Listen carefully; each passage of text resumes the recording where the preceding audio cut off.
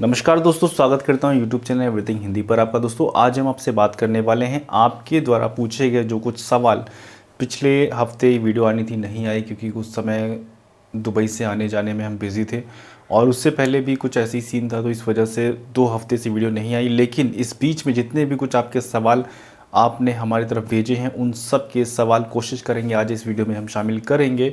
और आपके मन में भी क्रिप्टो से रिलेटेड कोई भी सवाल है तो आप इसी वीडियो के नीचे कमेंट कर सकते हैं, ताकि नेक्स्ट संडे को पूरी पॉसिबिलिटी है कि आपको उन सारे सवालों के जवाब इस वीडियो में मिल जाएं।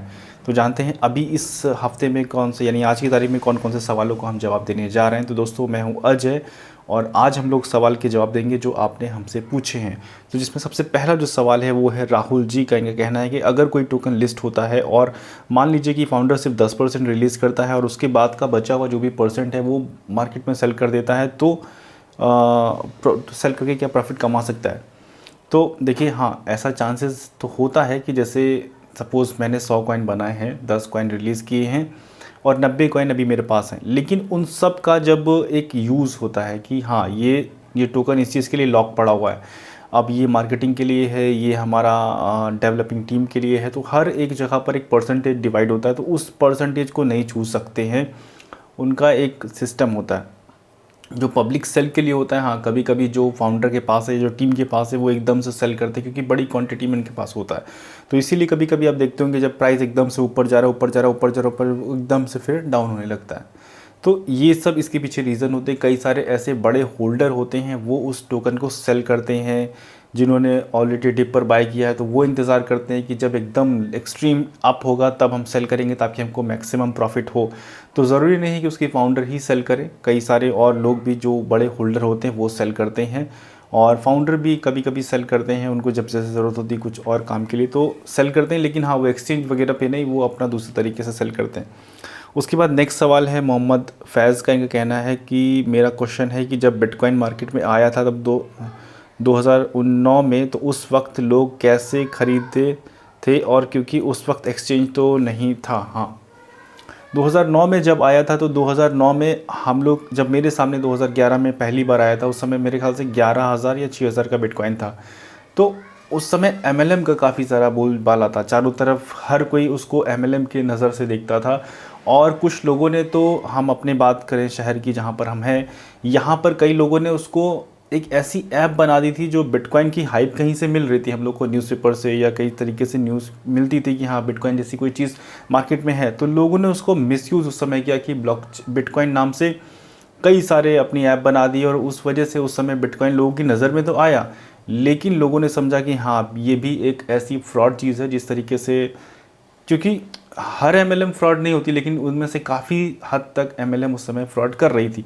तो उसी के साथ ये सारी चीज़ जोड़ी गई थी कि हाँ ये बिटकॉइन भी उस तरीके से, हाँ अगर ये सारी चीज़ें नहीं की जाती तो बिटकॉइन काफ़ी अर्ली स्टेज में एक्सेप्ट कर लिया जाता लोगों के ज़रिए, क्योंकि शुरुआत में इसको MLM के साथ मिला के लोगों के सामने परोसा गया, जिस वजह से लोगों ने इसको एक्सेप्ट नहीं किया। कम से कम हमारे सामने तो कुछ इसी तरीके का हुआ था। उसके बाद फिर जब 2014 में काफ़ी ज़्यादा हाइप बनी बिटकॉइन की, तब फिर हम लोगों ने ज़ेप पे डाउनलोड किया। उस समय ज़ेप पे ग्रीन कलर का था, फिर उससे बाय किया। तो ये सारी चीज़ें हुई।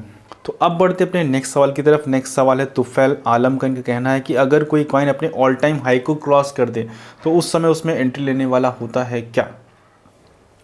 देखिए कुछ मतलब कुछ जब ऑल टाइम हाई को क्रॉस करता है तो उससे कुछ परसेंट, तो यानी कि 5 to 10% तो ऊपर जाता है। जब ऑल टाइम हाई को क्रॉस करता है, जो अपने एक रेजिस्टेंस को तोड़ता है, तो रेजिस्टेंस के बाद ही एंट्री लेने का बनता है। लेकिन अब आप कितना ज़्यादा मैच्योर है क्रिप्टो की ट्रेडिंग के लिए, ये डिपेंड करता है कि आपको कहाँ पर से एग्ज़िट लेना है। तो ये सवाल का जवाब दोनों तरफ है, आप एंट्री ले भी सकते हैं और नहीं भी। नहीं इसलिए कि आपको एग्ज़िट भी पता होना चाहिए। ऑल टाइम हाई पर एंट्री वो लोग लेते हैं, यानी रेजिस्टेंस के बाद वो लोग एंट्री लेते हैं जिनको मालूम होता है कि मुझे सिर्फ 5 और 10% का प्रॉफिट लेके निकल आना है। अगर आप ऑल टाइम हाई के बाद एंट्री लेते हैं, ठीक है, ले लिया, अच्छी बात है, ऊपर भी गया, लेकिन उसके बाद से एक कैलकुलेशन वो ऊपर जाएगा, उसके बाद से फिर रिवर्सल लेने के चांसेस भी बढ़ जाते हैं। तो ये अगर आपके पास इतना टैलेंट आ गया है तो आप एंट्री ले सकते हैं, नहीं तो अवॉइड कीजिए और कोशिश कीजिए कि आप जब वो साइडवे के बाद, जब साइडवे में हो उस समय एंट्री ले, क्योंकि उस समय चांसेस ज़्यादा से ज़्यादा अप जाने के होते हैं और कभी कभी डाउन भी जाता है।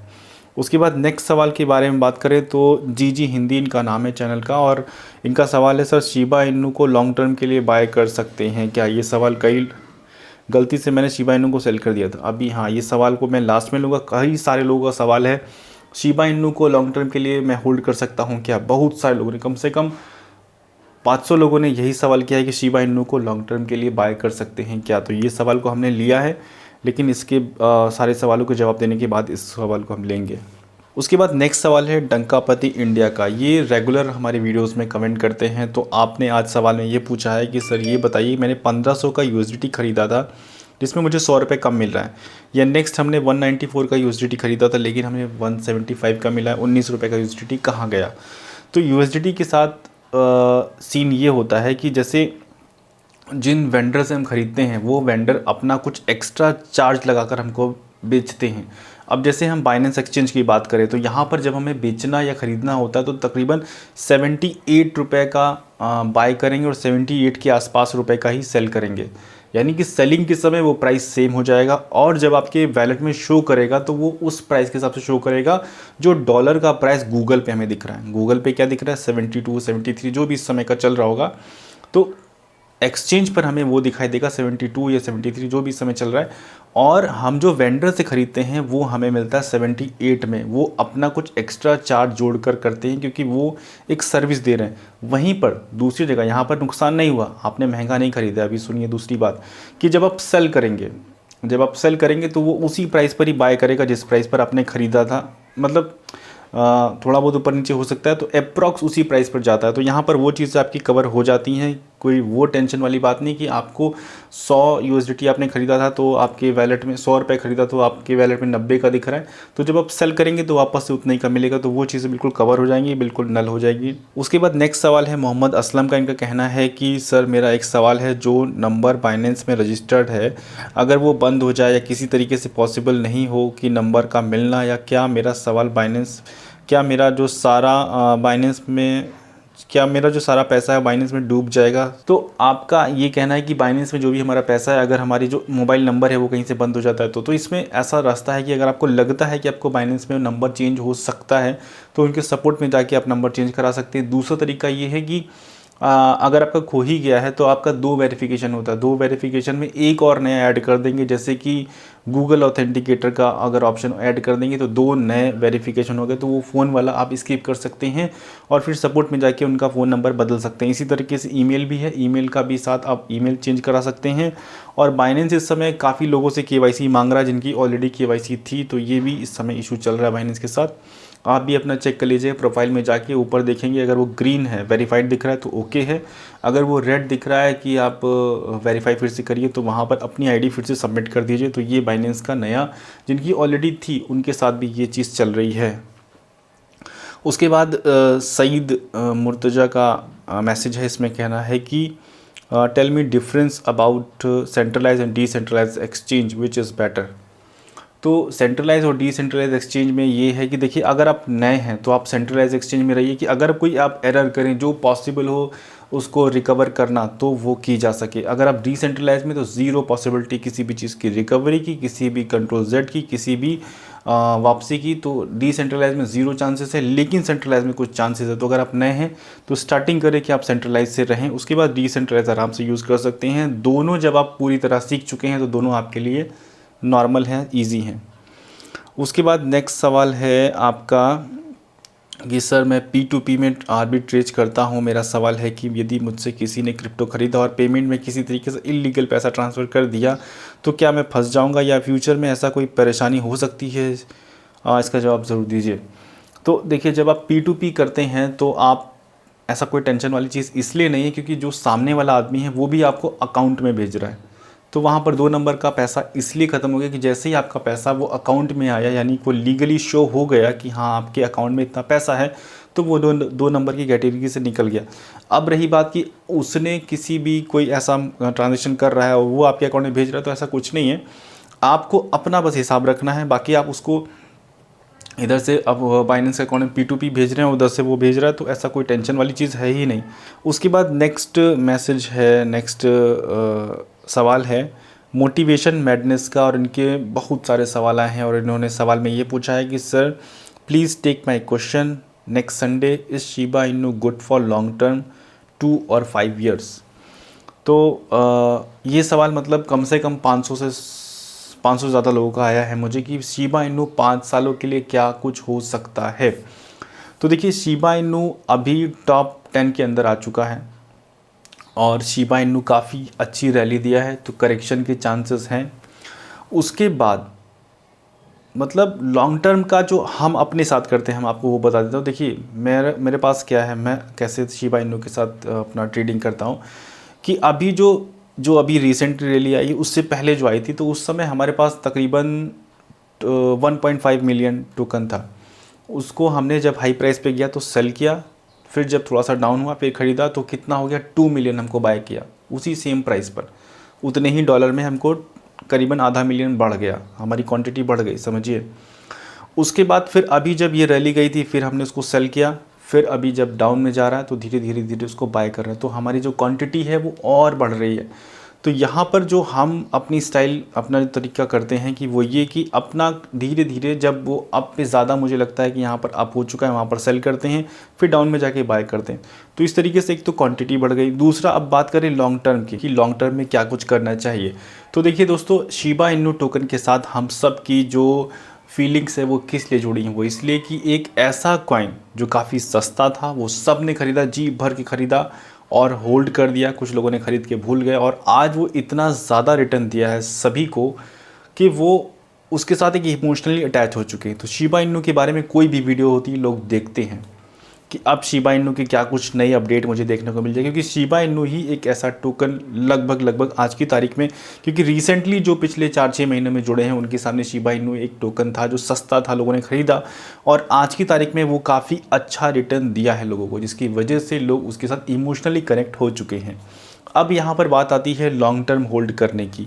तो दोस्तों, लॉन्ग टर्म होल्ड करने के लिए कोई बुराई नहीं है, बस इसमें इतना करना है कि अब उसकी जो आपका प्रिंसिपल अमाउंट लगा हो उसको निकालिए और फिर 5 साल या जितनी भी साल आपको होल्ड करना हो वो आप होल्ड कर सकते हैं, क्योंकि वो आपका प्रॉफिट है। प्रॉफिट के साथ आप आराम से जितना मर्जी उतना छोड़ सकते हैं, क्योंकि अभी देखिए ये इतना ज़्यादा रिटर्न दिया है जो कि किसी भी कॉइन में इतना ज़्यादा, चाहे वो डोज कॉइन ही हो, अगर उसका भी हिस्ट्री देखेंगे तो इतना ज़्यादा स्पाइक किसी भी टोकन में नहीं मिली है। तो ये जो टोकन में स्पाइक मिली है ये काफ़ी अच्छी मिली है। मुझे जो मैसेज आपकी तरफ से आते हैं वो मतलब शिबा इनू को लोग आज की तारीख में उनके लिए एक गॉड के रूप में हो चुका है, क्योंकि भाई कोई भी टोकन अगर किसी को ऐसा रिटर्न दे कि जो मतलब कोई अगर $200 का खरीदे तो उसका $2000 या उससे भी ज़्यादा, ये $20000 हो जाता है, तो मतलब उसके लिए एक पूरा लाइफ चेंजिंग प्रोग्राम हो गया। तो शिबा इनू के साथ काफ़ी ज़्यादा इमोशनली लोग कनेक्ट हो चुके हैं और होना भी चाहिए, क्योंकि जब कोई बिटकॉइन जैसा कॉइन हमको रिटर्न नहीं दे पाया उस समय अगर शिबा इनू जैसा कॉइन हमको रिटर्न देता है तो इमोशनली कनेक्ट होने में कोई बुराई नहीं है। हाँ, लेकिन अगर बात करें लॉन्ग टर्म की, तो लॉन्ग टर्म के लिए आप अपना जो प्रिंसिपल लगाया है उसको धीरे धीरे निकालिए, क्योंकि अभी देखिए इसका चार्ट जो है डाउन की तरफ जा रहा है और अब ये कहाँ पर रुकेगा इसके बारे में नहीं कह सकते। क्या इसको दोबारा से कोई सपोर्ट मिलेगा, उसके बारे में कहा इसलिए नहीं जा सकता क्योंकि मार्केट में कम से कम 10,000 से ज़्यादा कॉइन है और आज की तारीख में जो इन्वेस्टर हैं उनका मोटिव ये होता है कि एक कॉइन को अगर हमने 50 रुपये पर ख़रीदा है और वो अगर 150 पर हो गया है तो सारा पैसा वो वहाँ से निकाल कर किसी दूसरे कॉइन में जाते हैं जो इस समय डिप में मिल रहा है, क्योंकि वो जो डिप में मिल रहा है वही कॉइन उनको रिटर्न मल्टीपल करेगा। क्योंकि हम अगर इमोशनली कनेक्ट है किसी भी टोकन से, लेकिन जो बड़े बड़े वेल हैं, इन्वेस्टर हैं, वो इमोशनली नहीं कनेक्ट हैं, वो उसको एक मशीनरी की तरह यूज़ करते हैं कि उससे इस्तेमाल किया, अपना पैसा बढ़ाया और पैसा पूरा वापस निकाला, अब दूसरे टोकन की तरफ बढ़ गए। तो आप भी अपनी तरफ से सिर्फ आपको इतना ही करना है कि आपको जितना आप उसको छोड़ सकते हैं छोड़िए और जितना आप उससे निकाल सकते हैं निकाल के किसी दूसरे टोकन में जाइए। बहुत सारे टॉप 10 के आसपास में जो भी टोकन आपको नज़र आ रहे हैं उनमें किसी में भी लगा सकते हैं। तो ये चीज़ है, इमोशनली रहना है लेकिन कुछ कुछ उसमें से विड्रॉल भी करना है, कुछ कुछ निकालना भी है, ताकि आपको नेक्स्ट जो कोई टोकन की रैली मिले उसमें आपका पैसा लगा हो। तो दोस्तों, ये थी हमारी ओर से शिबा के बारे में अपडेट और ये थी सारे हमारे कमेंट्स के जवाब। और भी बहुत सारे कमेंट्स के जवाब हैं लेकिन इस वीडियो को और ज़्यादा लंबा नहीं किया जा सकता। तो अब आपके मन में भी कोई सवाल हो तो वीडियो के नीचे कमेंट कीजिएगा, ताकि नेक्स्ट संडे को हम उसका जवाब देने की पूरी कोशिश करेंगे। तो दोस्तों, ये थी वीडियो। उम्मीद करता हूँ वीडियो आपको पसंद आई होगी। अगर वीडियो पसंद है तो वीडियो को लाइक कीजिए, चैनल को सब्सक्राइब कीजिए और स्कैमर से बच के रहिए। 3 काम हमारे ज़रूर करिएगा आप। वीडियो को लाइक, सब्सक्राइब और स्कैमर से बच के रहना है। सबसे बड़ा काम तो यही है, किसी को भी हमारे नाम से या किसी के भी नाम से 1 भी रुपया नहीं भेजना है। थैंक यू सो मच दोस्तों वीडियो देखने के लिए।